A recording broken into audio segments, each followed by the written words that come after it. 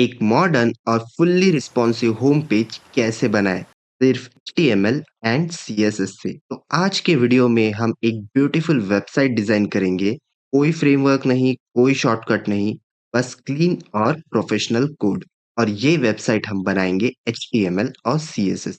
तो हेलो दोस्तों, स्वागत है आप सबका इस अमेजिंग प्रोजेक्ट में।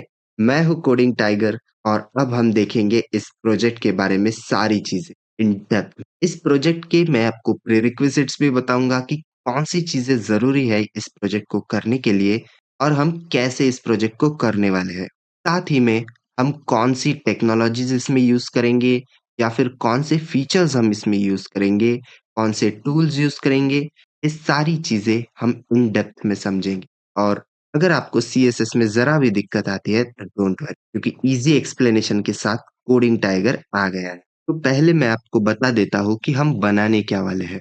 तो हम इस प्रोजेक्ट में एक सिंपल सा होम पेज या फिर लैंडिंग पेज बनाने वाले हैं, जिसमें कि हमें कुछ नेविगेशंस होंगे, हमें एक बेसिक सा होम पेज होगा। लेकिन इस होम पेज में हम एनिमेशन देखेंगे, हम की फ्रेम्स देखेंगे, हम CSS सारी देखेंगे कि कैसे एक रिस्पॉन्सिव स्टाइलिंग होती है और कौन से तरीके हैं जिससे कि आप स्टाइल्स को रिस्पॉन्सिव कर सकते हैं। इस इस प्रोजेक्ट का मोटिव ये है कि बेसिक्स जो है HTML और CSS के, वो आपके क्लियर हो जाए। हम कैसे सिमेंटिक टैग को यूज करते हैं, हम कैसे CSS सिलेक्टर्स को यूज करते हैं, और साथ ही में जो कि काफी एडवांस टॉपिक्स है CSS के और काफी ज्यादा कंफ्यूजिंग भी, क्योंकि फ्रेमवर्क आप चाहे कोई भी सिलेक्ट कर लो, रिएक्ट जेएस, नेक्स्ट जेएस और भी बहुत सारे, आपको मेन काम CSS का ही होगा। CSS में की फ्रेम्स को कैसे हैंडल करते हैं और एनिमेशन को कैसे हैंडल करते हैं, ये हम देखने वाले हैं। तो जल्दी से, अगर आपने अभी तक फॉलो नहीं किया और सब्सक्राइब नहीं किया तो सब्सक्राइब कर दो और लाइक को भी जरूर दबाना। इस चैनल पर हम सिर्फ HTML और CSS ही नहीं, react JS, JavaScript, next JS, app development और भी बहुत सारी चीजें सीखने वाले हैं। तो धीरे धीरे हम बढ़ेंगे और सारी चीजों को कवर करेंगे। और जो की खास बात होगी इस चैनल की, वो है इन डेप्थ एक्सप्लेनेशन, जो कि मुझे बहुत जगहों पर नहीं मिला। लेकिन मैं पूरी कोशिश करूंगा कि मैं आपको इन डेप्थ एक्सप्लेनेशन दूं और आपको प्रोजेक्ट में कोई भी दिक्कत नहीं आएगी। साथ ही में इसके लिए जो भी एसेट्स लगेंगे और जो भी सारे प्रीरिक्विजिट्स रहेंगे या फिर इसका कोड भी, मैं आपको नीचे डिस्क्रिप्शन में प्रोवाइड कर दूंगा। तो आप गिटहब से सारी चीजें आसानी से डाउनलोड कर सकते हैं। तो अभी बिना किसी देरी के मैं आपको प्रोजेक्ट का इंट्रोडक्शन दे देता हूँ कि हम एग्जैक्टली बनाने क्या वाले हैं। तो जैसे कि हमने देखा कि ये एक होम पेज है, लेकिन इतना ही नहीं, मैं आपको एक बार इसे रिफ्रेश करके दिखाता हूँ। जैसे ही हम इसे रिफ्रेश करेंगे, यहाँ पर आपको हल्का सा एनिमेशन देखने को मिलेगा। और इस एनिमेशन के लिए ना ही हमने GSAP का यूज किया है और ना ही हमने फ्रेमर मोशन का यूज किया है। हमने सिंपली CSS का यूज करके ही इस एनिमेशन को बनाया है। आप देख सकते हैं जैसे ही मैं इसे रिफ्रेश करता हूँ, पहले तो इसका हेडर आता है, फिर ये पोर्शन जो लेफ्ट वाला पोर्शन है ये होता है, और फिर राइट वाली जो इमेज है ये लोड होती है। आप इसमें एक अच्छा खासा डिले भी देख सकते हैं। और ये बटन के होवर पर आप देखिए छोटी छोटी डिटेल्स का काफी ध्यान, जैसे कि कैसे कॉमन स्टाइल हम यूज कर सकते हैं। और होवर करने पर देखिए ये स्मूथ हो रहा है। तो इसमें हम ट्रांजिशंस भी देखेंगे कि कैसे हम ट्रांजिशंस लगा सकते हैं। और देखिए, किसी भी लिंक पर आप होवर करते हैं, कैसे ज़ूम आउट इफ़ेक्ट यहाँ पर हो रहा है। तो इसे भी हम देखेंगे। और साथ ही में इस अमेज़िंग फ़ॉन्ट को, जो कि है ओसवाल्ड, ये कैसे हम इम्पोर्ट करेंगे गूगल फ़ॉन्ट से और अपने प्रोजेक्ट में यूज़ करेंगे, ये सारी चीज़ें भी हम देखेंगे। तो ये एक काफ़ी और अमेज़िंग वेबसाइट होने वाली है और काफ़ी अच्छा ये होम पेज है।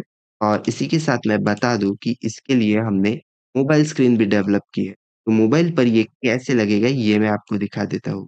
तो देखिए, यहाँ पर आईपैड व्यू में या फिर मोबाइल व्यू में हमारी इमेज हट जाएगी।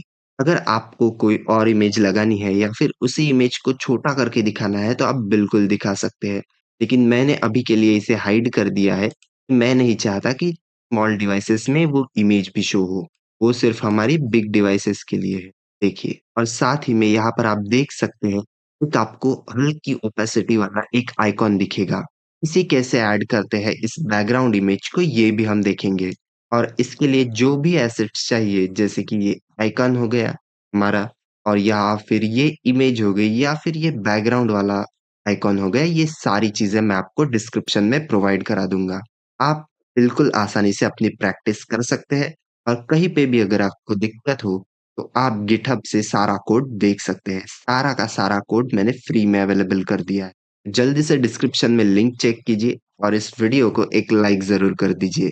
अब मैं आपको बताता हूँ कि इस प्रोजेक्ट के प्रीरिक्विजिट्स क्या है, मतलब कौन सी ऐसी चीजें हैं जो आपको आनी चाहिए और किन के लिए ये प्रोजेक्ट होगा। क्या ये प्रोजेक्ट बिगिनर्स के लिए होगा या फिर इंटरमीडिएट डेवलपर्स के लिए होगा, ये भी मैं आपको बताता हूँ। तो आपके सवालों का जवाब है, तो ये प्रोजेक्ट कंप्लीटली बिगिनर फ्रेंडली होने वाला है। अगर आप बिल्कुल नए हैं या फिर आपको कुछ नहीं आता, सिर्फ आपको बेसिक एचटीएमएल की नॉलेज है, फिर भी आप इस प्रोजेक्ट को फॉलो कर सकते हैं। अगर आपको एचटीएमएल और सीएसएस आता है, फिर भी आप इस प्रोजेक्ट को फॉलो कर सकते हैं, क्योंकि इससे आपकी रिवीजन हो जाएगी और कैसे रियल में हम बनाते हैं होम पेज, कौन सी दिक्कत आती है या फिर कौन से बेस्ट प्रैक्टिसेस है, ये सारी चीजें हम देखेंगे। तो इसीलिए ये प्रोजेक्ट सबके लिए है। अगर आप बिगिनर हो या फिर आपको थोड़ी बहुत नॉलेज है एचटीएमएल और सीएसएस की, आप दोनों ही इस प्रोजेक्ट को देख सकते हैं। तो अब बात करते हैं कौन से टूल्स, कौन से स्टैक, कौन सी टेक्नोलॉजी हम इसमें यूज करेंगे इस प्रोजेक्ट को बिल्ड करने के लिए। तो मैं आपको बता दूं, ये पूरा प्रोजेक्ट सिर्फ एचटीएमएल और सीएसएस से बना है। ये एक बहुत अच्छा होम पेज होने वाला है और ये मोबाइल रिस्पॉन्सिव के साथ होगा। बेसिक होम पेज कैसे बनाते हैं, उसमें इमेज ऐड कैसे करते हैं, उसमें हम सीएसएस को कैसे लिंक करते हैं, सीएसएस के क्या बेस्ट तरीके हैं लिखने के या फिर ऐड करने के, की फ्रेम्स कैसे लगाते हैं सीएसएस में या फिर ट्रांजिशंस, एनिमेशंस और भी एडवांस चीजें हम इसमें देखेंगे। और साथ ही में गूगल पर से किसी भी फॉन्ट को कैसे इंपोर्ट करके हम हमारे प्रोजेक्ट में यूज कर सकते हैं, ये भी हम देखेंगे। इसके लिए हम यूज करेंगे गूगल फॉन्ट्स का। और जैसे कि आपको पता है, कोडिंग के लिए हम यूज करेंगे वीएस कोड का। अगर आप किसी दूसरे एडिटर का यूज करना चाहते हैं तो आप बिल्कुल कर सकते हैं, लेकिन मैं इस प्रोजेक्ट में वीएस कोड का यूज करूंगा। तो वीडियो में एंड तक जरूर बने रहना और भी हम प्रोजेक्ट को स्टार्ट करेंगे। प्रोजेक्ट को स्टार्ट करने से पहले मैं आपको फिर से बता दूं, इस चैनल पर हम बहुत सारी चीजें देखने वाले हैं, जैसे कि advance react JS project, node JS project, full stack projects, MERN stack projects और नेक्स्ट जेएस के भी प्रोजेक्ट्स। इतना ही नहीं, हम ऐप डेवलपमेंट, रिएक्ट नेटिव में और भी बहुत सारी लैंग्वेजेस में ये सारी चीजें related to coding, related to computer programming हम इस चैनल पर कवर करने वाले हैं। तो ये काफी कॉम्प्रिहेंसिव टॉपिक्स होंगे सारे, और बिना किसी टाइम वेस्ट के और बिना ही किसी ब्लफ के सारे टॉपिक्स आपको क्लियर हो जाएंगे, और वो भी आसानी से। आपको कुछ नहीं करना है, सिंपली एक लाइक करना है, चैनल को सब्सक्राइब नहीं किया तो सब्सक्राइब करना है and follow for coding and project को शुरू कर देना है। तो बिना किसी देरी के प्रोजेक्ट के लिए शुरू करते हैं। सबसे पहले वीएस कोड में मैंने एक फोल्डर बना लिया है। आप देख सकते हैं इस फोल्डर का नाम मैंने होम पेज रखा है। आप चाहे तो कोई भी नाम दे सकते हैं इसे। और यहाँ पर मेरे पास एक एसेट्स फोल्डर है। अब यहाँ पर 3 इमेजेस है जो कि इस प्रोजेक्ट में हम यूज करेंगे। अगर आप चाहे तो आप किसी भी इमेज का या फिर लोगो का इस्तेमाल कर सकते हैं। और अगर आपको यही एसेट्स यूज करना है तो डिस्क्रिप्शन में आपको गिटहब का लिंक मिल जाएगा। आप वहां से इजीली डाउनलोड कर सकते हैं। तो हम एकदम बेसिक से शुरू करेंगे। आपको एचटीएमएल भी समझ में आएगा और सीएसएस भी। सबसे पहले यहाँ पर एसेट्स में नहीं, हमें इसे कोलैप्स करना होगा और यहाँ पर बाहर क्लिक करके हमें एक न्यू फाइल बनानी होगी। जनरली हम फाइल का नाम कुछ भी दे सकते हैं, लेकिन एक कन्वेंशन है कि हम इंडेक्स देते हैं, क्योंकि जब आप रिएक्ट जेएस यूज करेंगे या फिर या फिर क्योंकि जब आप रिएक्ट जेएस यूज करेंगे या फिर नेक्स्ट जेएस या फिर कोई भी और एप्लीकेशन, वहां पर एक फाइल आपको कॉमन देखने को मिलेगी जो कि है index.html। हालांकि ये एंट्री पॉइंट होती है, लेकिन आप इसका नाम कुछ भी दे सकते हैं, जैसे कि अगर आप चाहे तो demo.html, लेकिन मैं इसका नाम इंडेक्स ही रहने दूंगा अभी के लिए, तो index.html। और यहाँ पर आपको सिंपली एक्सक्लेमेशन मार्क लिखना है और एंटर। तो देखिए ये प्री डिफाइंड कोड आपके लिए रेडी हो जाएगा। ये सारा क्या लिखा है ये भी मैं आपको समझाता हूँ। और हम सारी चीज़ें एकदम बेसिक से देखेंगे। तो सबसे पहले यहाँ पर लिखा है डॉक टाइप एचटीएमएल, मतलब ये एचटीएमएल डॉक्यूमेंट। एचटीएमएल हमें पता ही है कि हाइपर टेक्स्ट मार्कअप लैंग्वेज। ज़्यादा इसके डीप में नहीं जाते क्योंकि यहाँ पर कुछ नहीं है। आपको सिंपली इतना ध्यान रखना है कि इसका फुल फॉर्म है हाइपर टेक्स्ट मार्कअप लैंग्वेज। किसी भी वेबसाइट का स्केलेटन डिफाइन करता है, मतलब कि वेबसाइट का स्ट्रक्चर क्या होगा। अब स्ट्रक्चर से मेरा मीनिंग क्या है, ये मैं आपको बताऊँगा जब हम कोड करेंगे। पहले तो समझ लेते हैं कि यहाँ पर और क्या-क्या है। तो एक तो है एचटीएमएल टैग, जो कि यहाँ से शुरू होकर यहाँ खत्म हो जाता है। तो ये ओपनिंग है टैग और ये क्लोजिंग है। तो इस एचटीएमएल के टैग में हम सारी एचटीएमएल लिखते हैं और यहाँ पर हम लैंग्वेज डिफाइन कर सकते हैं। अभी के लिए ये ईएन है, मतलब इंग्लिश लैंग्वेज। उसके बाद हमारे पास 2 मेन चीज़ें हैं, ऐसे कट कर देता हूँ। एक तो है हमारा हेड टैग और दूसरा है हमारा बॉडी टैग। तो ये 2 चीज़ें हैं हमारे पास अभी। बॉडी टैग तो एम्प्टी है फिलहाल। हेड टैग में हमारे पास मेटा नाम से एक फ़ील्ड है, दूसरी भी मेटा है और तीसरी टाइटल है। तो मतलब हमारे वेबसाइट की जो भी मेटा इन्फॉर्मेशन होती है, वो हम रखते हैं हेड टैग में, या फिर जो भी सारे लिंक्स है या फिर सीएसएस की फाइल्स है, वो हम यहाँ पर लिख सकते हैं। उसी के साथ यहाँ पर कैर सेट है, मतलब एन्कोडिंग के लिए हम कौन-सा सेट यूज़ करेंगे। तो हम यूटीएफ-8 एन्कोडिंग का यूज़ करने वाले हैं, जो कि बाय डिफ़ॉल्ट ही आता है और हम इसे बिल्कुल नहीं छेड़ेंगे। इसके बाद है व्यू पोर्ट। इसका मतलब है, आप यहाँ पर देख सकते हैं मेटा नेम व्यू पोर्ट और कंटेंट जो है width equals device width and initial scale 1, मतलब डिवाइस की जो भी विड्थ है, या तो वो 600 पिक्सल हो सकती है या 1600 पिक्सल या फिर कुछ और, उसे ये स्केल 1 में गिनेगा। मतलब कौन-सी चीज़ें कितनी ज़ूम होनी चाहिए, पिक्सल और रैम का डिफ़रेंस यहाँ से तय होता है। तो हम इनिशियल स्केल 1 ही रखेंगे। अगर हम इसे 2 करते हैं या 3 करते हैं, तो वेबसाइट ऑटोमैटिकली ज़ूम्ड लेकिन ये यूज़र के लिए अच्छा एक्सपीरियंस नहीं है। इसीलिए हम बाय डिफ़ॉल्ट इसे नॉर्मली 1 ही रखेंगे। बाकी सारी चीज़ें अगर हमें करनी है तो हम सीएसएस से करेंगे। सबसे पहले बिना कोडिंग शुरू किए मैं आपको एक बात बताता हूँ जो आपको इंस्टॉल कर ही लेनी चाहिए। आपको यहाँ पर एक्सटेंशन में आना है और यहाँ पर आपको सिंपली सर्च करना है गो लाइव, या फिर इसका नाम है लाइव सर्वर। तो आप देख सकते हैं ये लाइव सर्वर का जो एक्सटेंशन है, आपको इसे सिंपली इंस्टॉल कर लेना है। मैंने अभी इंस्टॉल कर लिया है तो इसीलिए यहाँ पर अनइंस्टॉल का आ रहा है। लेकिन अगर आपने अभी तक नहीं किया तो यहाँ पर आपको इंस्टॉल का आ जाएगा। और अगर आपको प्रोजेक्ट से रिलेटेड कोई भी दिक्कत है, जैसे कि आपको वीएस कोड इंस्टॉल कैसे करना है या फिर नोड जेएस इंस्टॉल कैसे करना है, कोई भी अगर चीज़ है तो मैंने उसका ऑलरेडी वीडियो बना दिया है। डिस्क्रिप्शन में मैं लिंक मेंशन कर दूँगा कि कैसे आप वीएस कोड को भी डाउनलोड कर सकते। तो लाइव सर्वर का इंस्टॉल होने के बाद हम इसे क्लोज़ कर देंगे और वापस हमारे फाइल एक्सप्लोरर में जाएँगे। यहाँ पर हमारी सारी फाइल्स रहेगी। अभी के लिए यहाँ पर हमें सिर्फ टाइटल डॉक्यूमेंट दिख रहा है। अभी हम कुछ नहीं करेंगे, सिंपली हम गो लाइव पर क्लिक करेंगे।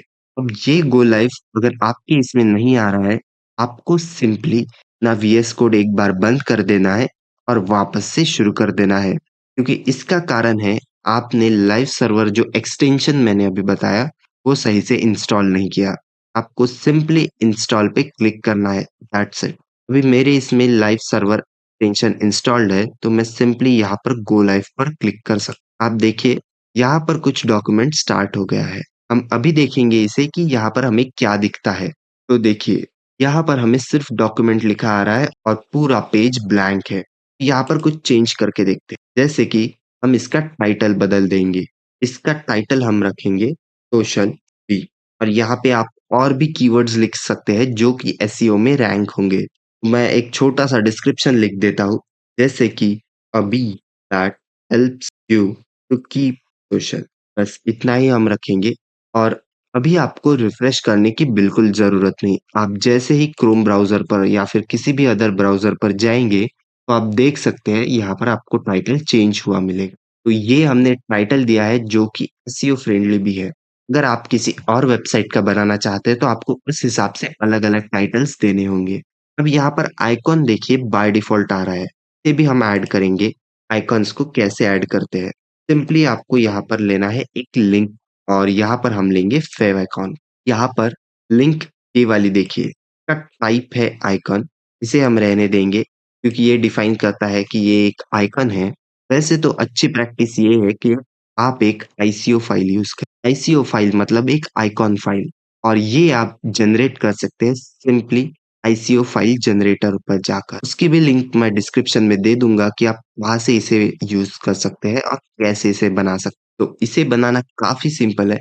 आपको सिर्फ वेबसाइट पर जाना है, अपनी इमेज अपलोड करनी है और कन्वर्ट टू आईसीओ टाइप करना है, और जो इमेज आप डाउनलोड करोगे बाद में, वो आपकी आईसीओ टाइप की होगी। अभी हमारे पास जेपीजी या फिर पीएनजी इमेज है, तो हम वही ऐड करेंगे। अब यहाँ पर आप देख सकते हैं ये है शॉर्टकट आइकॉन, और यहाँ पर सिर्फ हमें देना है। तो ये हम देंगे डॉट स्लैश, मतलब ये है रिलेटिव पाथ। डॉट स्लैश मतलब सिबलिंग।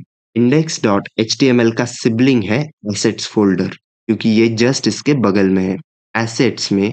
इसके बाद आपको देखिए सजेशन भी दिख जाएगा वीएस कोड में।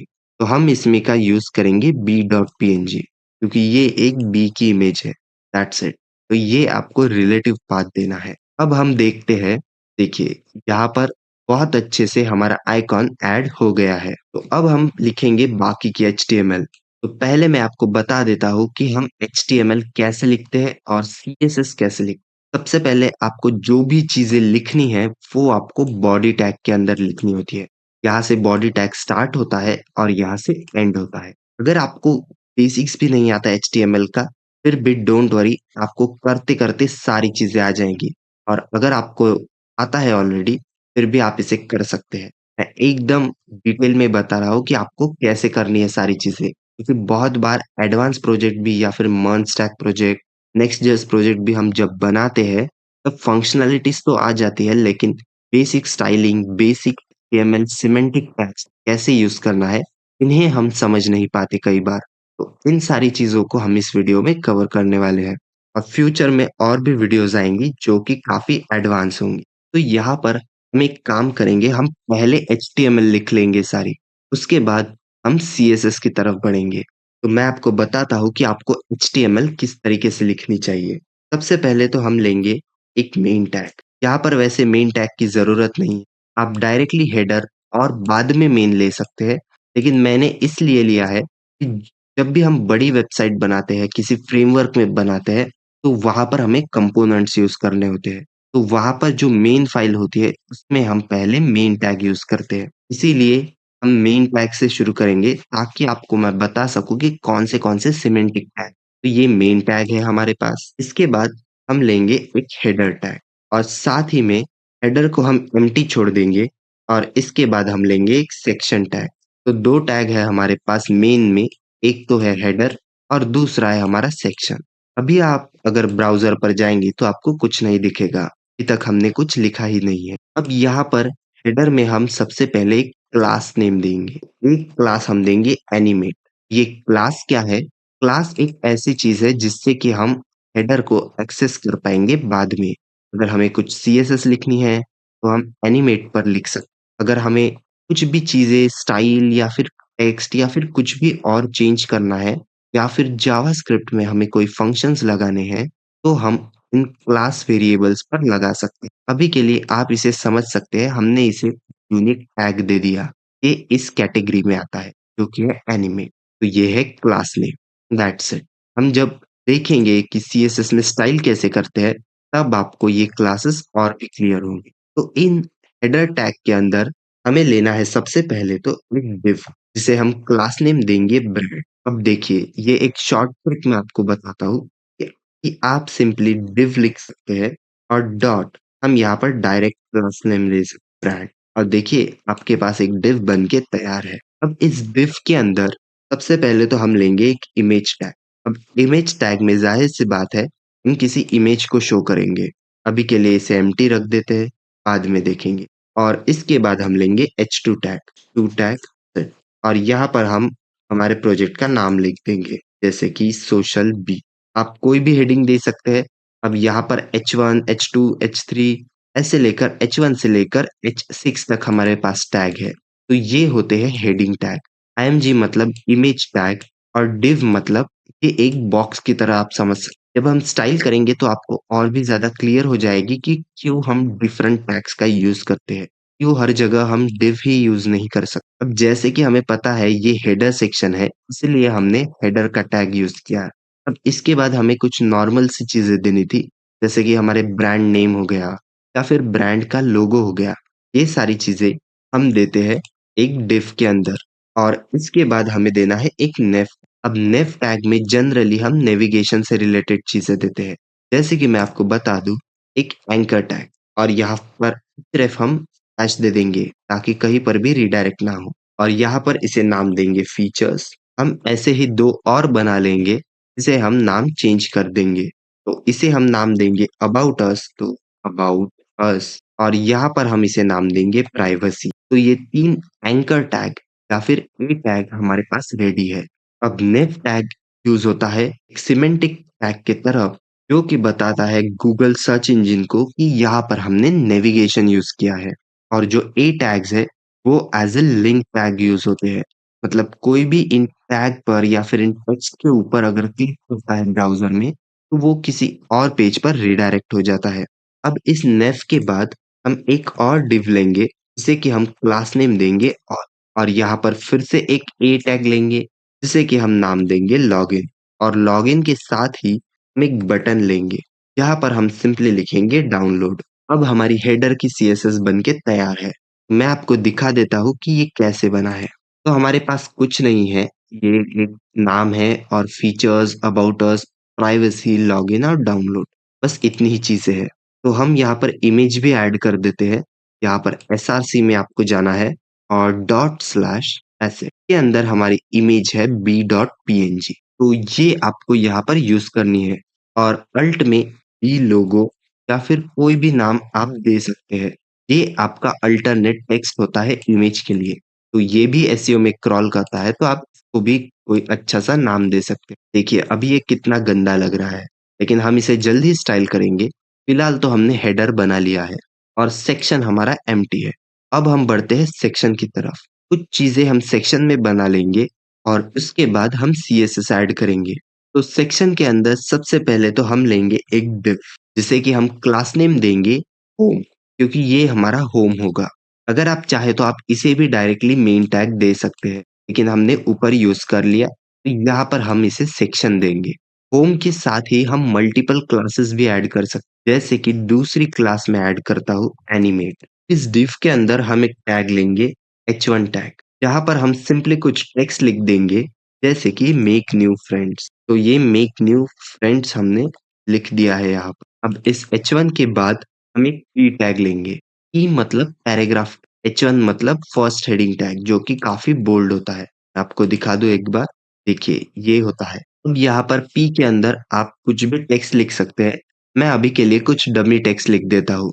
अगर आपको डमी टेक्स्ट जनरेट करना है तो आपको वीएस कोड में सिंपली लिखना होता है LOREM, लॉरेम, और यहाँ पर कितने वर्ड्स आपको बनाने हैं। तो मुझे सिर्फ 25 वर्ड्स बनाने हैं या फिर 30 वर्ड्स बनाने हैं, सिंपली लॉरेम 30। अगर आप एंटर करेंगे, देखिए 30 वर्ड्स आपके लिए आसानी से बन गए। तो ये काफ़ी यूज़ होने वाली टेक्निक है क्योंकि हमें बहुत बार डमी डेटा चाहिए होता है। इसके लिए हम बहुत सी जगहों पर ई टैग यूज़ कर लेते हैं और उसमें लॉरेम 30, 40 या फिर जितने भी वर्ड्स हमें चाहिए, उतने ये जनरेट करके दे देता है। ये काफ़ी आसान एक तरीका है कुछ डमी टेक्स्ट ऐड करने का। पी टैग के बाद हमें सिंपली लेना है एक बटन, जो कि बोलेगा सिर्फ जॉइन नाउ, दैट्स। और इस डिव के बाद हम फिर से एक इमेज टैग लेंगे, जिसकी एसआरसी होगी इस बार गर्ल इमेज और गर्ल टैग में आप गर्ल या फिर कुछ भी नाम दे सकते हैं। तो यहाँ पर अभी के लिए हमने गर्ल दे दिया है।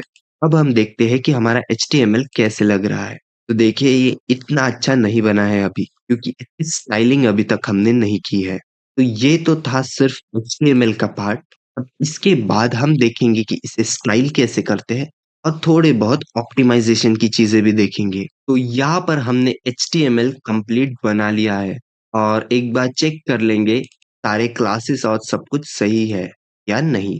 तो यहाँ पर इस इमेज में भी हमें क्लास नेम देना है, जो कि है एनिमेट। ये क्लास नेम हमने क्यों दिया और इसका क्या सिग्निफिकेंस है, ये हम देखेंगे सीएसएस में। लेकिन सबसे पहले मैं आपको बता देता हूँ कि सीएसएस को लिंक कैसे करते हैं। और उससे भी पहले कि सीएसएस की फाइल बनाते कैसे हैं। अब अगर आपको सीएसएस आता है, फिर भी आप इस वीडियो को पूरा देखिए, क्योंकि डिस्प्ले प्रॉपर्टी फ्लेक्स कहाँ पे यूज़ करनी है, कौन-सी अदर प्रॉपर्टीज़ होते हैं, ये सारी चीज़ें हम डिस्कस करने वाले हैं, जो कि बहुत कम वीडियो में होता है।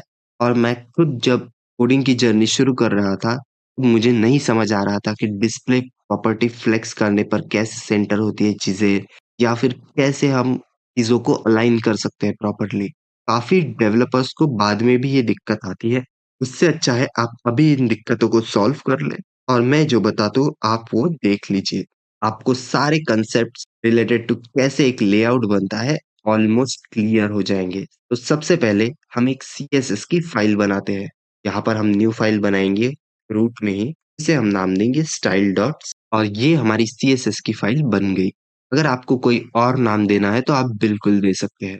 सबसे पहले मैं यहाँ पर आपको एक ऐड करके बताता हूँ, तो बैकग्राउंड कलर हम ऐड कर देंगे और देखेंगे हमारे चेंजेस। लेकिन देखिए कुछ भी नहीं हुआ है हमारे वेबसाइट में। इसका कारण है कि हमने इसे लिंक नहीं किया है। तो यहाँ पर index.html में जाकर इस हेड टैग के अंदर यहाँ पर हमें लिंक करना है। लिंक इस बार हम लेंगे सीएसएस। तो ये इसका इंपोर्ट स्टेटमेंट है।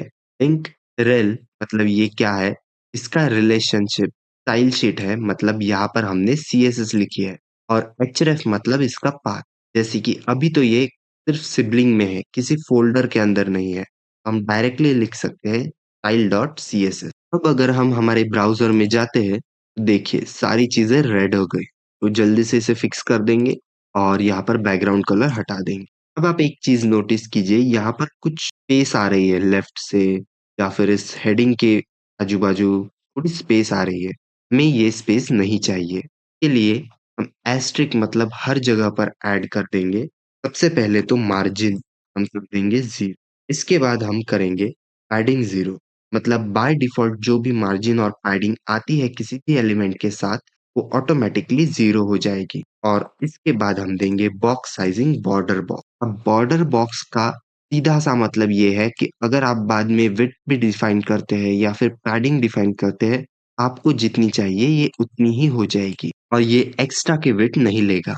इसे हम बाद में देखेंगे जब हम एक्चुअल में लेआउट बनाएँगे। अभी के लिए मार्जिन 0 और पैडिंग 0। अगर अब हम देखते हैं तो यहाँ से देखिए ये पूरा चिपक गया है और कोई भी एक्स्ट्रा की स्पेस नहीं है। तो यही हमें चाहिए था। अब हम हमारी सीएसएस खुद लिखेंगे। तो सबसे पहले मैं आपको एक टूल बता देता हूँ जो कि आपको काफ़ी हेल्प करे। आपको यहाँ पर इंडेक्स पर आना है और यहाँ पर इस स्प्लिट आइकॉन पर क्लिक करना है, और यहाँ पर आप फाइल बंद कर सकते। आपके पास साइमल्टेनियस एचटीएमएल और सीएसएस दोनों ओपन हो जाए। अभी के लिए मैं इन दोनों को ओपन नहीं करूँगा, लेकिन अगर आपको यूज़ करना है तो आप दोनों को आसानी से यूज़ कर सकते। index.html को अभी मैं क्लोज़ कर देता हूँ और मैं आपको वन बाय वन बताता हूँ कि हमें क्या स्टाइल करना है। सबसे पहले तो है मेन टैग, तो हम सीक्वेंस वाइज़ जाएँगे और पहले मेन टैग को स्टाइल करेंगे। यहाँ पर हमें लिखना है मेन। देखिए मेन एचटीएमएल का ही टैग है, तो हमने इसे डायरेक्टली लिखा है मेन और कर्ली ब्रेसेस। अब यहाँ पर हम हमारी सीएसएस लिख सकते हैं। सबसे पहले तो हम देंगे मिनिमम हाइट। अब ये क्यों ज़रूरी है ये मैं आपको बताता हूँ। तो इसे बैकग्राउंड कलर दे के देखते हैं। बैकग्राउंड कलर कहीं पर भी अगर आप बैकग्राउंड कलर देंगे तो आपको पता चल जाएगा कि ये कहाँ पर हुआ है। तो यही पूरे वेबसाइट के लिए हुआ है। तो हम इसे करेंगे, मिनिमम हाइट देंगे 100 डीवीएच। डीवीएच मतलब डिवाइस व्यूपोर्ट हाइट। 100 डीवीएच मतलब पूरी यहाँ से यहाँ तक। ये इसकी मिनिमम हाइट होगी। मैक्सिमम जितना कंटेंट जाएगा ये उतनी हाइट ले लेगा। उसके बाद बैकग्राउंड कलर हम रेड नहीं यूज़ करेंगे। यहाँ पर मैंने एक आरजीबी कलर वैल्यू निकाल के रखी है। आप इसे यूज़ कर सकते हैं या फिर किसी भी और कलर को यूज़ कर सकते हैं। आरजीबी सिर्फ इतना ही। 242 रेड, 235 ग्रीन एंड 237 ये हमारी ब्लू वैल्यू। तो ये देखिए हल्का-सा एक ग्रेइश टिंट यहाँ पर आ रहा है। तो हमने ज़्यादा स्टाइल नहीं किया है इसे, सिर्फ़ एक बैकग्राउंड कलर दे दिया है। अब आप इसे कुछ भी दे सकते हैं बैकग्राउंड कलर, मैंने ये दिया है। तो ये आरजीबी मतलब रेड, ग्रीन और ब्लू वैल्यूज़ है। अगर आपको चाहिए तो आप हेक्स वैल्यू भी दे सकते हैं, जो कि 6 डिजिट का हेक्स कोड होता है, वो भी आप दे सकते हैं। या फिर आप डायरेक्टली नाम भी लिख सकते हैं, ग्रे, व्हाइट लाइक दिस। पर यहाँ पर अभी हम आरजीबी यूज़ करेंगे। इसके बाद यहाँ पर देंगे हम डिस्प्ले फ्लैग। डिस्प्ले फ्लेक्स आपको एग्ज़ैक्टली यहाँ पर समझ में नहीं आएगा, ये आपको एक्चुअल समझ में आएगा जब हम हेडर स्टाइल लिखेंगे। अभी के लिए इसे फ्लेक्स कर देते हैं और अब मैं आपको दिखाता हूँ कि हमारी स्टाइल कैसे लग रही है। तो देखिए, ये नीचे था पहले, अब साइड बाय साइड आ गया है। ये कमाल है डिस्प्ले प्रॉपर्टी फ्लेक्स। मैं आपको कमेंट करके भी दिखाता हूँ। देखिए, ये पहले नीचे था और हम डिस्प्ले फ्लेक्स लिखेंगे, तो ये साइड बाय साइड आ जाएगा। अब ये कमेंट क्या है? ये नॉन एग्जीक्यूटेबल कोड है, मतलब ये कोड एग्जीक्यूट नहीं होगा। तो अगर आपको कुछ नोट रखना है तो आप यहाँ पर रख सकते हैं। अगर आपको डायरेक्ट कीबोर्ड से कमेंट करना है तो आपको सिंपली कंट्रोल प्रेस करके रखना है और फॉरवर्ड स्लैश। तो forward control plus forward slash से आप डिस्प्ले फ्लेक्स कमेंट कर सकते हैं या अनकमेंट कर सकते हैं, या फिर बहुत सारी चीजें भी साथ में। अब इस डिस्प्ले फ्लेक्स के बाद जैसे कि आप देख सकते हैं सारी चीजें एक रो में आ गई, क्योंकि बाय डिफॉल्ट फ्लेक्स डायरेक्शन रो होता है। तो हम फ्लेक्स डायरेक्शन को कर देंगे कॉलम। अब ये वापस जैसे था वैसे हो जाएगा, लेकिन कॉलम करने से एक फायदा ये होता है, चीजें तो एक के नीचे एक ही रहती है, लेकिन हम इसे गैप जैसी और भी प्रॉपर्टीज दे सकते हैं, जैसे कि गैप, फ्लेक्स ग्रो और भी बहुत सारा। ये हम देखेंगे कि इन प्रॉपर्टी का एक्चुअल में यूज केस क्या है। और यहाँ पर हम कर देंगे ओवरफ्लो एक्स में हिडन। ओवरफ्लो एक्स एक्सिस में हम करेंगे हिडन, मतलब कोई भी एलिमेंट अगर ओवरफ्लो हो रहा है तो एक्स एक्सिस में वो हाइड हो जाएगा और नहीं दिखेगा। अब इसके बाद हम स्टाइल करेंगे हेडर को। तो वापस से हेडर, और यहाँ पर आप देख सकते हैं मेन टैग के बाद हमारा टैग है हेडर। तो हम इसे स्टाइल करेंगे।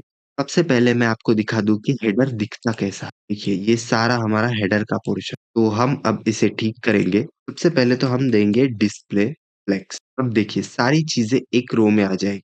एक तो ये इमेज और दूसरा ये सारी चीज, ये डाउनलोड बटन और ये सारे लिंक, इन्हें हम स्टाइल करेंगे। डिस्प्ले फ्लेक्स के बाद हम इसे देंगे जस्टिफाई कंटेंट स्पेस बिटवीन। इससे होगा ये दोनों far apart from each other हो जाएगी। तो ये एक कोने में, ये लॉगिन और डाउनलोड एक कोने में, और ये चीजें एकदम इक्वी डिस्टेंस पर होगी इन दोनों चीजों। तो ये समान अंतर नाप लेता है और अपने अकॉर्डिंग शिफ्ट हो जाता है। अब इसे भी हमें फिक्स करना है। इसके बाद आता है अलाइन आइटम। तो अलाइन आइटम्स को हम कर देंगे सेंटर। अब इससे होता क्या है? तो देखिए, जहाँ पर ये बी का सेंटर है या फिर इस इमेज का सेंटर है, वहीं पर ये सारी चीजें भी आ गई। ऊपर नीचे नहीं दिखता, इससे सारी चीजें सेंटर में अलाइन हो जाती। इसके बाद हम देंगे पैडिंग। अब आप देखिए ये यहाँ से भी और राइट डायरेक्शन से भी पूरा चिपका हुआ है, लेकिन हमें यहाँ से देनी है पैडिंग। तो पैडिंग हम देंगे, पैडिंग मतलब थोड़ी सी स्पेस। 20 पिक्सल हम देंगे टॉप एंड बॉटम से और 40 पिक्सल देंगे हम लेफ्ट एंड राइट से। अब ये इसकी शॉर्ट हैंड प्रॉपर्टी है। तो अगर आप दोनों की प्रॉपर्टीज देना चाहते हैं तो टॉप और बॉटम से ये 20 पिक्सल हो जाएगा और लेफ्ट और राइट से ये 40 पिक्सल। अब देखिए यहाँ से बटन में और यहाँ से इमेज में भी थोड़ी स्पेस ऐड हो गई है। इसके बाद हम स्टाइल करेंगे ब्रांड को। देखिए, हेडर हमारा हो गया है। इसके बाद हम स्टाइल करेंगे इस डिव। लेकिन अगर हम इस डिव को स्टाइल करेंगे तो यहाँ पर देखिए दूसरा भी डिव है और यहाँ पर देखिए तीसरा भी डिव है। तो इन सबको ऑटोमेटिकली स्टाइल हो जाएगा। लेकिन हमें सिर्फ एक ही डिव को करना है। इसके लिए हम इसे क्लास दे सकते हैं जो कि है ब्रांड। तो हम डिव के बजाय ब्रांड को स्टाइल कर सकते हैं। लेकिन इस बार ब्रांड कोई एचटीएमएल का एलिमेंट नहीं है। ब्रांड एक क्लास नेम है, मतलब क्लास का नाम है। यहाँ पर हमें लिखना होता है dot x is the class name, और इसके बाद जो एचटीएमएल के टैग्स है वहां पर हम डॉट नहीं लिखते हैं, लेकिन जो नॉर्मल क्लास है वहां पर हमें डॉट लिखना पड़ता। अगर आप इन डॉट को मिस करते हैं तो आपकी स्टाइल नहीं अफेक्ट होगी और आप एरर ही फाइंड करते रह जाएंगे कि ये स्टाइल क्यों नहीं हुई। तो इस डॉट का भी आपको ध्यान रखना है कि कहाँ पर देना है। तो ये हमें जहाँ पर हमने सीएसएस क्लास नेम यूज किया है या फिर क्लास का नाम यूज किया है वहां पर हमें लेना है। तो ब्रांड में सबसे पहले हम देखते हैं क्या है। तो ब्रांड में हमारे पास है ये बी इमेज और ये सोशल बी। इसे पहले तो करेंगे हम डिस्प्ले फ्लेक्स। देखिए, अब ये सारी चीजें एक लाइन में आ जाएगी, यहाँ पर बी और यहाँ पर सोशल बी, ये टेक्स्ट के बाद हमें इसे सेंटर करना है। तो अलाइन आइटम्स करेंगे हम सेंटर, और अब देखते हैं कि सेंटर में ये कैसे लग रहा है। देखिए सोशल भी यहाँ पर सेंटर में आ गया है।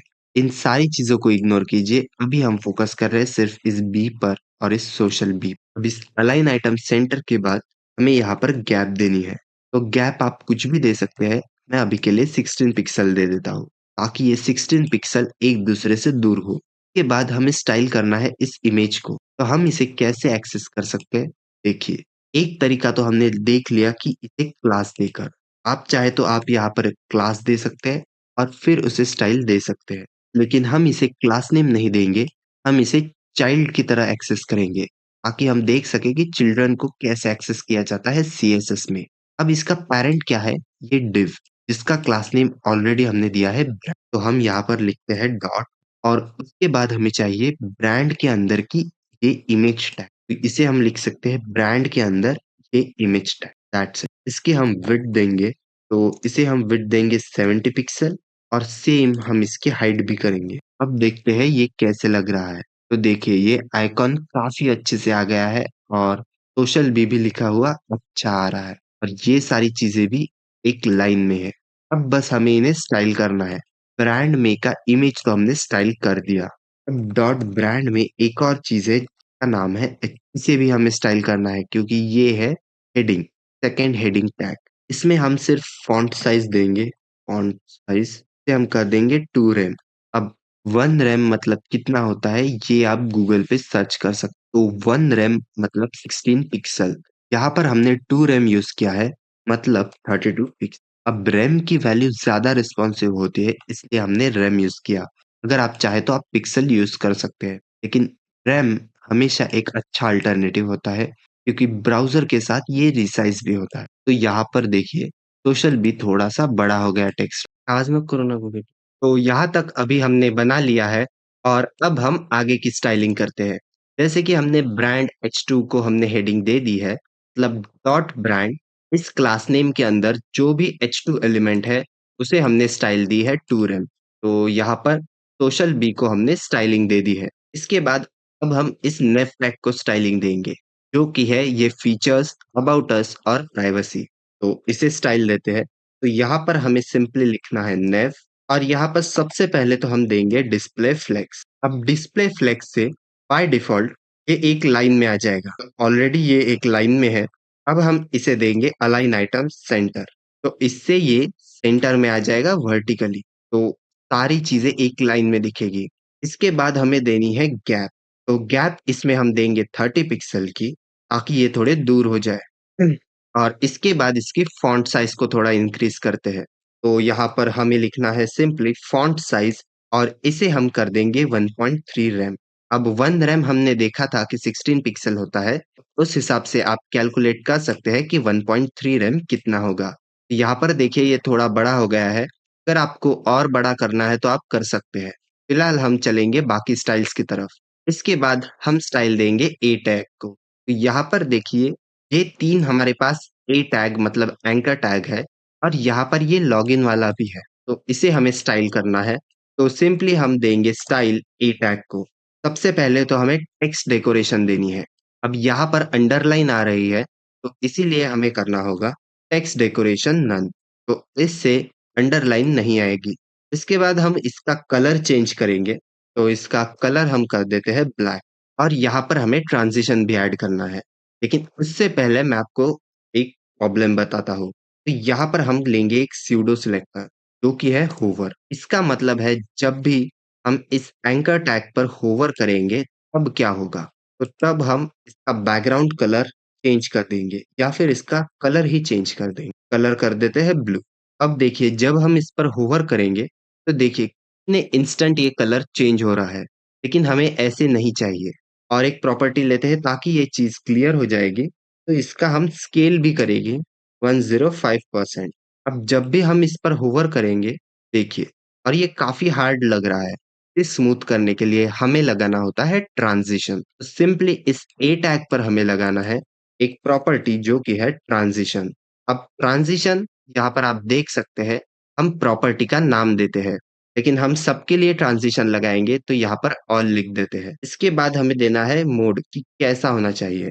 तो इजी इन आउट देते हैं कि आराम से शुरू होगा, बीच में स्पीड पकड़ेगा और बाद में भी स्लो हो जाएगा। और यहाँ पर हम दे सकते हैं टाइम कितना लगेगा। टाइम मैं देता हूँ 300 मिलीसेकेंड। आप यहाँ पर सेकंड्स में भी दे सकते हैं। अगर आपको सेकंड में देना है तो 0.3 सेकंड। मैं 300 मिलीसेकंड कर देता हूँ अभी के लिए। और अब अगर हम होवर करेंगे, देखिए कितना स्मूथ इफेक्ट आ रहा है। तो ये कमाल है हमारी ट्रांजिशन प्रॉपर्टी का। अब इसके बाद हम स्टाइल देंगे इस ऑथ को, जो कि है लॉग इन और डाउनलोड बटन। इसके लिए हमें सिंपली यहाँ पर देना है ऑथ ऑथ। और HTML में भी हम देखते हैं कि ऑथ में हमारे पास क्या है। यहाँ पर सिंपली हमारे पास एक एंकर टैग है और एक बटन है। इन दोनों को हम स्टाइल करते हैं। अब ऑथ में भी सबसे पहले हमें देना है डिस्प्ले फ्लेक्स, ताकि सारी चीजें एक लाइन में आ जाए। अब ये ऑलरेडी लाइन में है। इसके बाद हम इसे देंगे अलाइन आइटम्स सेंटर। तो अलाइन आइटम्स हमने इसे कर दिया है सेंटर। के बाद फिर से हम गैप देंगे। तो गैप रहेगी 30 पिक्सल। और इसकी फॉन्ट साइज हम इंक्रीज करेंगे 1.3 रहे। तो सेम प्रॉपर्टीज लगभग हमने दी है। तो देखिए काफी अच्छा लग रहा है अभी। लेकिन इस बटन को भी हमें स्टाइल करना है। तो एक स्टाइल हम बटन के लिए भी करेंगे। तो यहाँ पर हमें सिंपली बटन लिखना है, क्योंकि हम कोई क्लास नेम एक्सेस नहीं कर रहे हैं। ये HTML का ही एलिमेंट है। तो बटन को हम डायरेक्टली स्टाइल कर सकते हैं। सबसे पहले तो यहाँ पर हम देंगे बैकग्राउंड कलर। तो सिंपली हमें देना है बैकग्राउंड। और यहाँ पर हम लेंगे एक लीनियर ग्रेडियंट। तो यहाँ पर देंगे टू राइट, मतलब राइट की तरफ ये जाना चाहिए। और यहाँ पर हम दो कलर के हैश कोड दे देंगे। तो ये पहला कलर है और ये दूसरा कलर है। तो हम टू राइट मतलब राइट की तरफ जाएंगे, पिंक कलर से रेड कलर। अब यहाँ पर आप देख सकते हैं ये इतना अच्छा नहीं लग रहा है, लेकिन हमें और कुछ प्रॉपर्टीज इसकी चेंज करनी होगी। जैसे कि हम इसका कलर कर देंगे व्हाइट, ताकि ये इजीली पहचान में आए।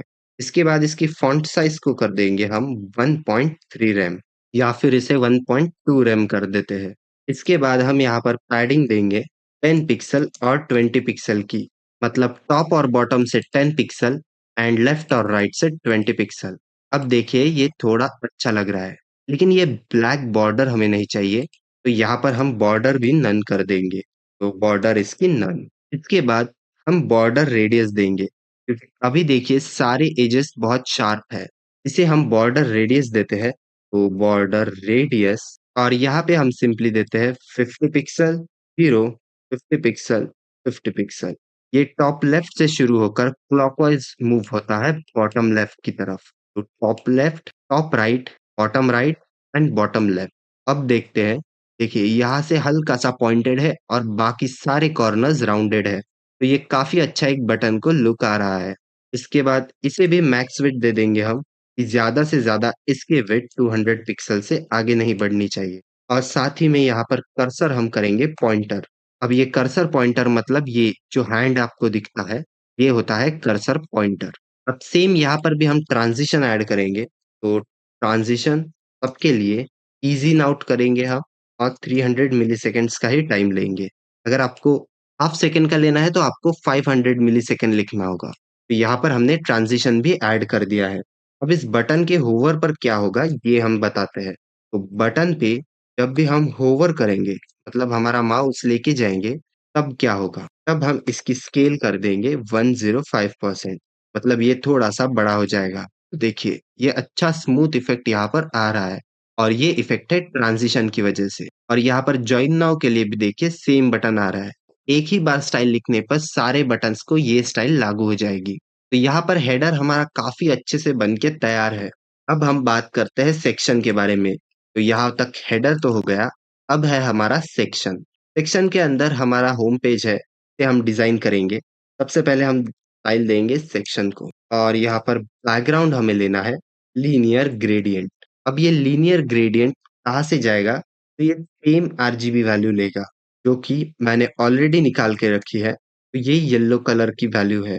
और यहाँ पर 0.7 मतलब ये ओपेसिटी है। तो यहाँ पर सिंपली हमने ये वैल्यू दे दी। इसके बाद और एक वैल्यू देनी है हमें कि ये ग्रेडियंट कहाँ से कहाँ तक जाएगा। तो यहाँ पर भी हम सेम ही वैल्यू दे देंगे। अब इसका रीजन क्या है ये मैं आपको बताता हूँ। पहले एक बार वैल्यू दे देते हैं। अब देखिए बैकग्राउंड में कोई भी चेंज नहीं होगा, क्योंकि जो वैल्यू हमने पहले यूज की थी यहाँ पर मेन के बैकग्राउंड में, वही हम रिपीट यूज करने वाले हैं। और इसके बाद हमें एक इमेज भी देनी है बैकग्राउंड में। तो सिंपली हम देंगे URL, और यहाँ पे हमें URL लिखना है ./assets और bg.png। तो यहाँ पर bg। अब आप देखिए आपको पीछे ये आइकॉन देखने को मिलेगा। और इसकी ओपेसिटी भी हल्की सी डाउन है। अब ये हुआ है हमने लीनियर ग्रेडियंट दिया उसकी वजह से। अगर हम लीनियर ग्रेडियंट सेम कलर का नहीं देते, वो सिर्फ इमेज की ही नहीं, बाकी सारी चीज़ों की ओपेसिटी भी कम हो जाती। इसलिए हमने लीनियर ग्रेडियंट दे दिया। अब यहाँ पर हम फ्लेक्स ग्रो करेंगे। फ्लेक्स ग्रो 1 का मतलब है जितनी भी सारी विड्थ है या फिर जितनी भी सारी हाइट है, इस हेडर को छोड़कर ये सारी एक्शन खुद ब खुद ले लेगा। अब यहाँ पर जो बैकग्राउंड इमेज है, उसे हम देते हैं बैकग्राउंड पोजीशन।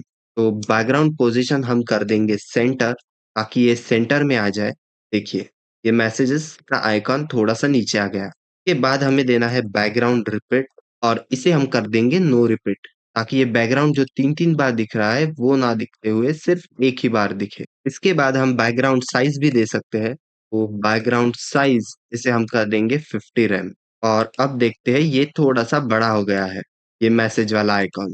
यहाँ पर भी हम करेंगे डिस्प्ले फ्लेक्स, अलाइन आइटम्स को हम करेंगे सेंटर और जस्टिफाई कंटेंट को हम कर देंगे स्पेस बिटवीन। स्पेस अराउंड नहीं, स्पेस बिटवीन, स्पेस बिटवीन। अब यहाँ पर डिस्प्ले देने का कारण ये है क्योंकि एक साइड पर हमें ये टेक्स्ट चाहिए और एक साइड पर हमें ये इमेज चाहिए। इसलिए हमने इसे 2 हिस्सों में बाँट दिया। अब यहाँ पर सेक्शन के बाद हमें स्टाइल देनी है इस डिव को, जिसका क्लास नेम है होम या फिर एनिमेट।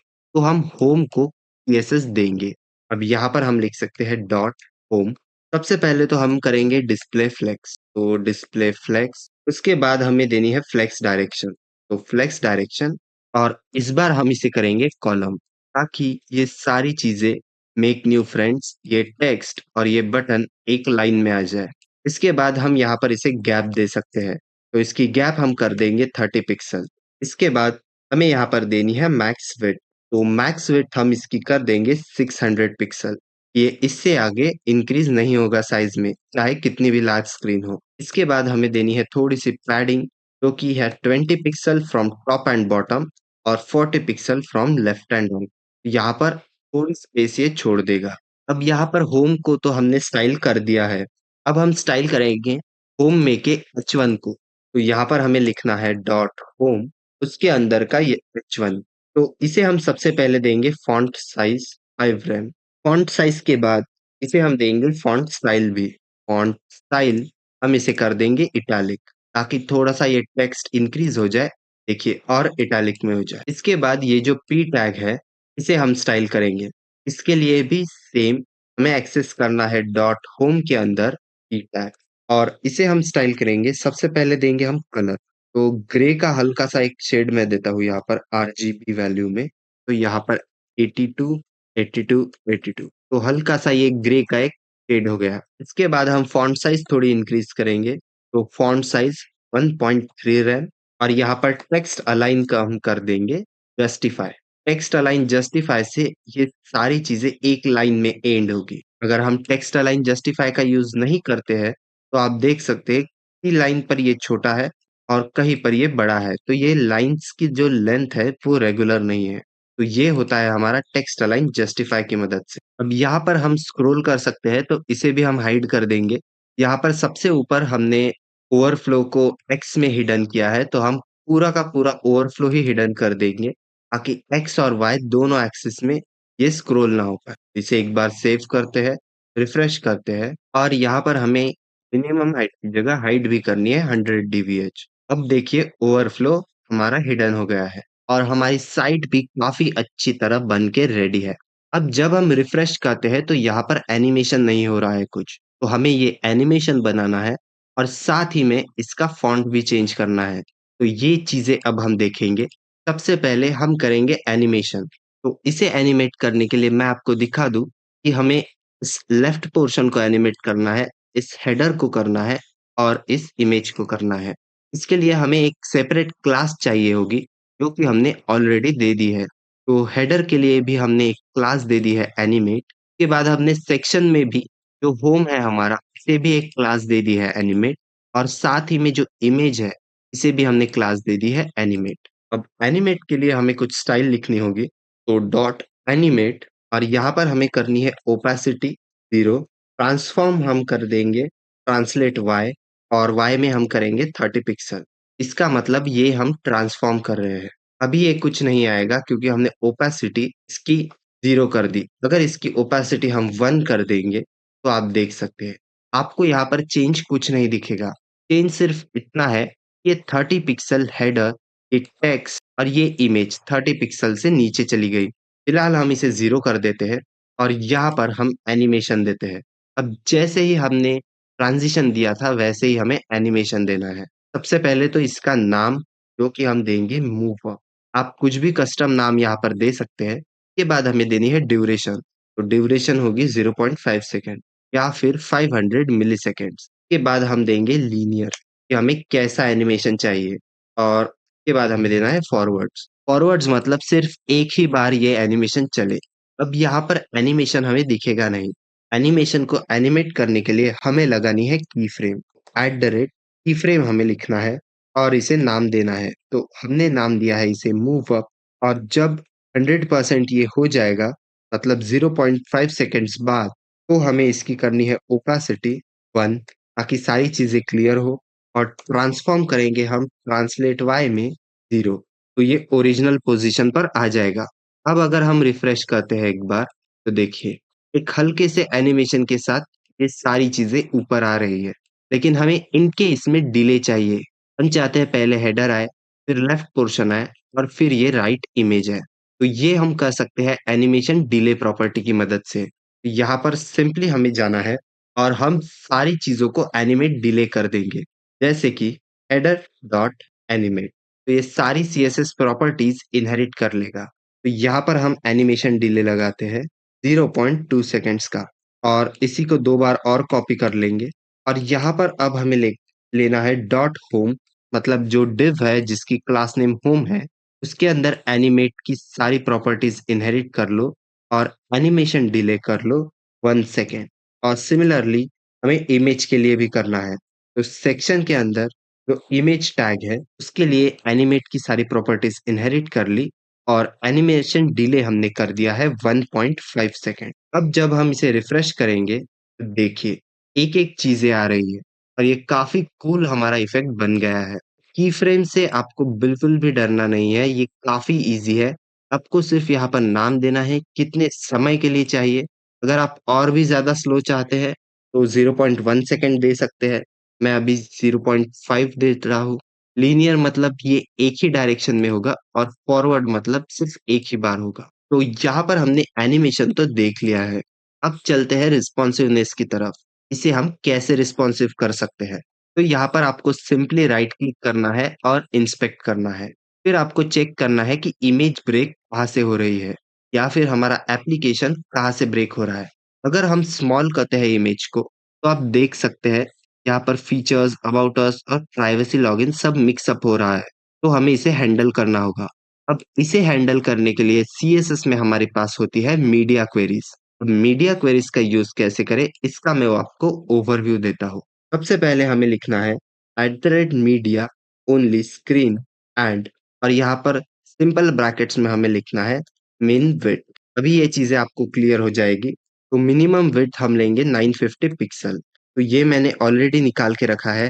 अगर आपको देखना है कि कहाँ पर इमेज आपकी अच्छी नहीं लग रही या फिर कहाँ पर आपकी वेबसाइट फट रही है, तो आप वहाँ से चेक कर सकते। देखिए, अभी हम 1031 विड्थ, 950 मतलब इतनी विड्थ, यहाँ से हम ब्रेक पॉइंट लगाने वाले हैं। तो हम ब्रेक पॉइंट एक्चुअली लगाएँगे कि ये फीचर्स, अबाउट अस, प्राइवेसी हमें दिख रहे हैं, तो 950 पिक्सल के बिलो डिवाइसेस पर ये हमें ना दिखे। तो ये हम देखेंगे कि कैसे करते हैं। इसके बाद सिंपली कर्ली ब्रेस। अब इसका मतलब है मीडिया ओनली स्क्रीन एंड, मतलब हम मीडिया क्वेरीज का यूज़ करेंगे जबकि स्क्रीन साइज़ मिनिमम 950 पिक्सल हो। मतलब सारे जो बड़े डिवाइसेस जो 950 पिक्सल के आगे है, उसके लिए ये स्टाइल्स इश्यू हो जाएगी, जो कि है मेन में हम देंगे पोज़ीशन रिलेटिव और दूसरा हमें देना है सेक्शन इमेज। तो सेक्शन के अंदर जो इमेज है, मतलब यहाँ पर जो ये राइट हैंड वाली इमेज है, इसे हम कुछ स्टाइल देंगे।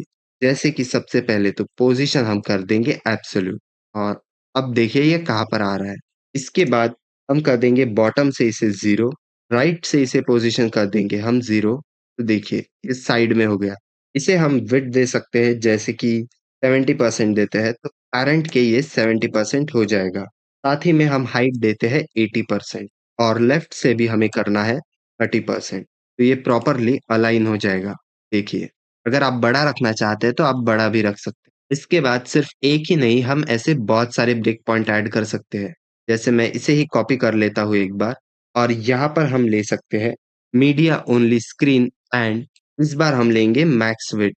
मैक्स विड्थ का मतलब ये है जब मैक्सिमम विड्थ 950 पिक्सल हो या फिर इसके नीचे वाले विड्थ वाले डिवाइसेस हो, तभी ये सीएसएस काम करेगी। तो ये सारी चीजें मैं अभी हटा देता हूँ, और यहाँ पर मैक्सिमम विड्थ 950 पिक्सल मतलब मोबाइल के लिए हमें क्या करना है। तो हम सबसे पहले तो सेक्शन के अंदर जो इमेज टैग है उसे डिस्प्ले कर देंगे नन, क्योंकि स्मॉल डिवाइसेस पर हमें वो इमेज नहीं चाहिए। इसके बाद जो होम है, मतलब जो लेफ्ट वाला पोर्शन है, इसे हम कर देंगे अलाइन आइटम सेंटर, और ये सिर्फ स्मॉल डिवाइसेस पर होगा। इसकी विड्थ मैक्सिमम 950 पिक्सल है, मतलब 0 से लेकर 950 पिक्सल तक।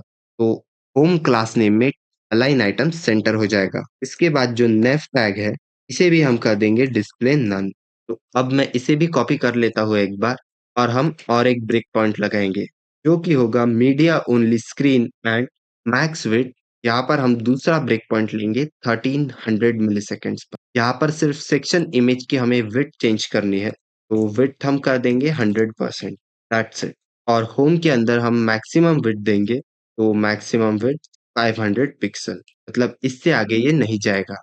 नेफ की अभी जरूरत नहीं, तो इसे हटा देते हैं। तो यहाँ पर हमने मीडिया क्वेरीज भी लिख दी है, और ये हमारी बहुत अच्छी वेबसाइट बन के भी रेडी है। तो ये काफी अच्छा होम पेज हमने बनाया है। अब जो एक चीज हमें देखनी है वो है कि हम यहाँ पर गूगल फॉन्ट्स को कैसे इंपोर्ट कर सकते हैं। तो सबसे पहले हम चलते हैं गूगल फॉन्ट्स पर, और यहाँ पर देखिए ये ऑफिशियल वेबसाइट है। यहाँ से आपको जैसे ही आप स्क्रॉल करेंगे तो आपको फॉन्ट्स अलग अलग मिल जाएंगे।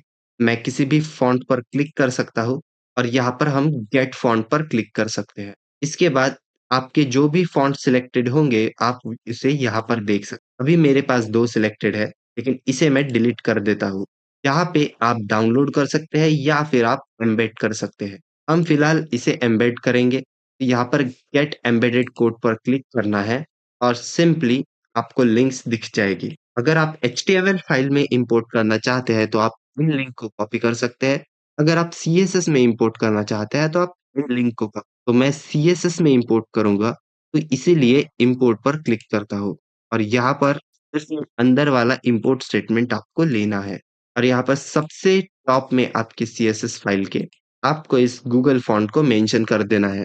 अब इसका नाम है ओसवाल्ड, और वेट 200 से लेकर 700 तक है। लेकिन अब भी ये फॉन्ट हमारे प्रोजेक्ट में ऐड नहीं होगा, क्योंकि यहाँ पर आप देख सकते हैं हमें इसे भी कॉपी करना है।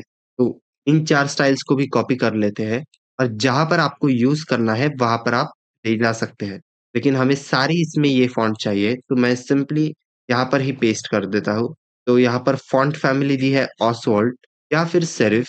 फॉन्ट ऑप्टिकल साइजिंग दी है ऑटो। फॉन्ट वेट हमें दिया है, हम इसे करेंगे 400। फॉन्ट स्टाइल हमें ये है नॉर्मल, तो हम इसे मीडियम कर देंगे। अब एक बार चेक करते हैं, तो देखिए नया फॉन्ट हमारे पेज पर लग चुका है। और यहाँ पर होम के अंदर जो H2 टैग है, इसे भी हम थोड़ा स्टाइल कर लेंगे। तो चलते हैं नीचे, यहाँ पर होम हमें ढूंढना है। तो होम के अंदर जो H1 टैग है, इसे हम सिंपली कर देंगे font weight bold. That's it. अब ये थोड़ा बड़ा हो जाएगा। तो ये काफी अच्छा और रिस्पॉन्सिव प्रोजेक्ट हमने अभी बना लिया है विथ एनिमेशन। तो आप जैसे ही इसे रिफ्रेश करेंगे, तो देखिए बहुत अच्छा एनिमेशन डिले भी आपको देखने को मिल रहा है। और यहाँ पर ये हमारी वेबसाइट का होम पेज बन के रेडी है। अब आप इसे किसी भी प्रोजेक्ट में इम्प्लीमेंट कर सकते हैं और खुद भी बना सकते हैं। तो ये काफी अच्छी क्रिएटिव डिजाइन हमने देखी, और इस प्रोजेक्ट में हमने बहुत सारी चीजें कवर की। तो ये काफी अच्छा प्रोजेक्ट हमने देख लिया है, और ये रिस्पॉन्सिव भी है। यहाँ पर डिजाइन्स कैसे यूज की है, यहाँ पर हमने बहुत अच्छे से इस बैनर इमेज को या फिर बैनर होम पेज को बनाया है। तो ये सारी चीजें हमने डिटेल में कवर की है। साथ ही में हमने गूगल फॉन्ट्स को भी कैसे इंपोर्ट करते हैं ये देखा है। अब ये नॉर्मल CSS की ही वेबसाइट है जो कि HTML और CSS से ही बनाई है, और काफी बिगिनर फ्रेंडली वे में बनाई है। तो अगर आपको ये वीडियो अच्छी लगे तो लाइक और सब्सक्राइब जरूर कीजिएगा, क्योंकि कुछ ही दिन बाद इस पर मॉन्स्टैक प्रोजेक्ट्स भी आने वाले हैं और जावास्क्रिप्ट और रिएक्ट जेएस के भी प्रोजेक्ट्स आने वाले हैं। तो stay tuned for more amazing projects. तो फॉलो कोडिंग टाइगर।